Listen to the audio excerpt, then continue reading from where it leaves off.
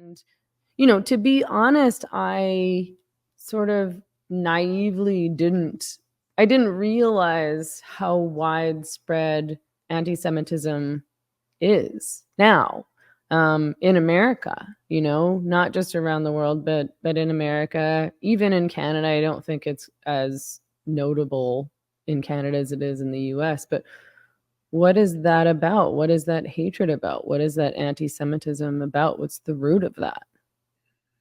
Well, I think in its modern iteration, it's a very complex phenomenon. I mean, to begin with, as many people have observed through history, writers, politicians, there's almost a visceral need that people have to hate somebody. It's part of the kit bag of being a human being, is somebody you hate. It's an essential part of psyche. And the more ordinary you are, the more grievances you have, the more you feel that life has not treated you well, or the state has not treated you well, or the community has not treated you well, the more you look for someone to blame. The more you look for someone to blame, hate, and if possible, oppress. And Jews have traditionally filled that role quite neatly. So that's part of it. And the interesting thing about that is, Jews are a convenient object of hatred. Other people have said that. They're convenient. They're there. There's a long history of hating Jews. It kind of fits in nicely. So that's what part of it is. Part of it is not really, in my opinion, anti-Semitism at all. I mean, today, for example, in the age of identity politics, as you know, my book to some extent is set in the context of the modern age of identity politics. In the age of identity politics, anti-Semitism is often based upon not particular keen, coherent idea of what a Jew is or why you don't like them. It's part of who you are that you don't like people who are not like you. People who do not have your lived experience, to use that horrible phrase. So that's another aspect of it. So, for example, on university campuses across North America, and I think elsewhere too today, there's a lot of anti-Semitism being expressed by students, vociferous anti-Semitism being expressed by students. But in my opinion, a lot of that really has little to do with Jews. It has something to do, of course, with the state of Israel and what's been happening in the Middle East. But it's often caught up with a sense of grievance that these students generally have. It's caught up with the general kind of trends and currents of modern society that people dislike, students dislike. It's caught up in a feeling that they are not being treated fairly and will not be treated fairly when they leave university. And in a sense, it's almost incidental that there is this convenient group to point the finger at and hate and even hurt if you can. I mean, it's kind of a woolly answer to your question, I think, but what I'm trying to say is it's a complex phenomenon. It's not an easy thing at all. And I think the idea that some vast kind of anti-Semitic movement has suddenly come to the fore and has been triggered by the events in the Middle East is partly true, but it's much more complicated than that. I think a lot of these students, and I'm rather people than students, but let's pick students, who are protesting about what they see as Israeli policy or Jewish policy in the Middle East, couldn't find the Gaza Strip or Israel on a map, don't know anything about the history of these places, a very complicated history of these places, have little understanding or any understanding of the kind of the geopolitics behind all of this, but nonetheless lash out because it makes them feel good and it's convenient. Right. Which I think is what's behind a lot of modern activism, modern student-led activism.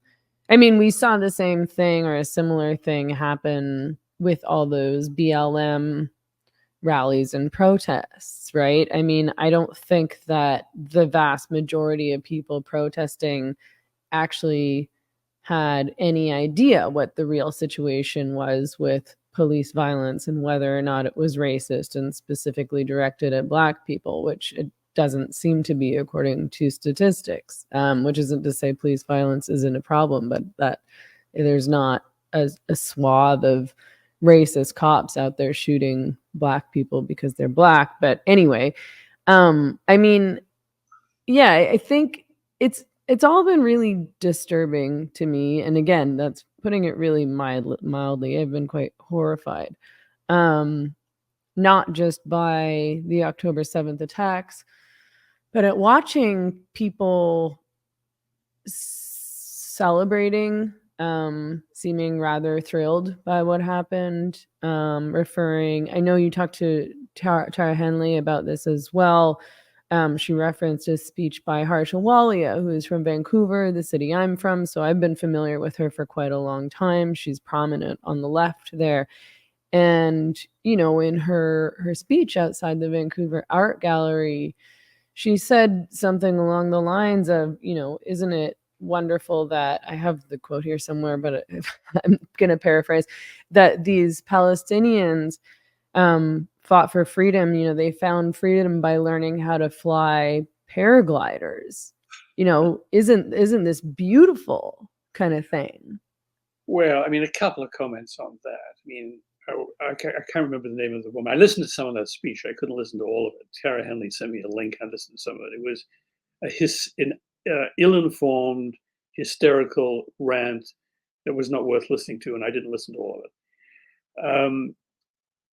I mean, it is the case. I think most relatively dispassionate observers of the Middle East over the last 50, 60, 70 years, since 1948, let's say, since Israel was created, it is the case that there's a lot of Israeli policy and actions that are very questionable, to say the least, when it comes to the Palestinian community. I mean, I'm speaking now as a Jewish person myself. It's very troubling. Starting in 1948, so-called War of Independence of Israel, going through to which involved the expulsion of about 700,000 Palestinians from land that they had settled on. That's the 700,000, most of whom are the parents and grandparents of the quote unquote refugees who are now in the Gaza Strip. That's where they came from. The bad treatment of Gaza Strip and the blockade of Gaza Strip since 2006.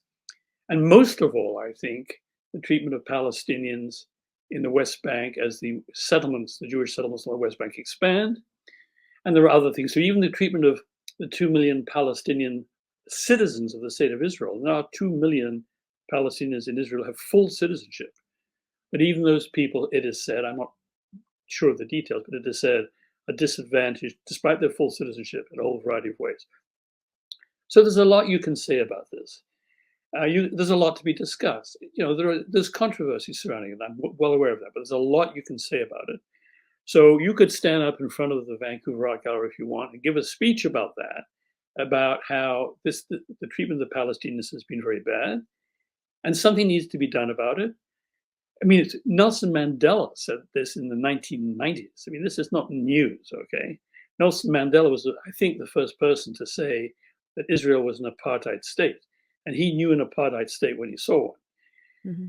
So there's nothing new about this. But to conflate your feelings about that history and your feelings about possible injustices perpetrated upon continuing injustices perpetrated on the Palestinians has absolutely nothing to do with paragliders or whatever these things were that enable terrorists to come into the state of Israel and murder women and children in the most brutal way possible. So that's a completely different issue. And to conflate these two, as this person whose name I can't remember did, Harshawalia, yeah. it shows, to say the very least, to put it charitably, very sloppy thinking. The inability to distinguish different things, see the difference, and not just put it all together in some horrible toxic stew.